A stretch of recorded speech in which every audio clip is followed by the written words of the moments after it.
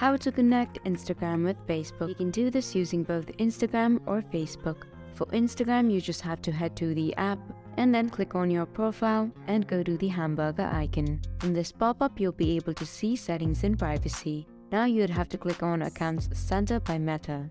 At the very top, you'll be able to see profiles. These are all of your Meta profiles. One is my Facebook ID and the other is my Instagram. From your Facebook, what you have to do is click on the hamburger icon with your profile. Then you would have to click on the gear icon, that is settings, and scroll until the very bottom. Then again here you'll be able to see Accounts Center by Meta.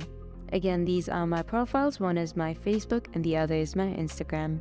Now to connect these two, you have to click on any one of them. Then again click on your profile at the bottom. Then finally turn on this toggle for sync profile info. By doing this, you'll be syncing both your Instagram and Facebook profile. Then go ahead and click on sync profile info and you would have successfully connected your Instagram with your Facebook ID.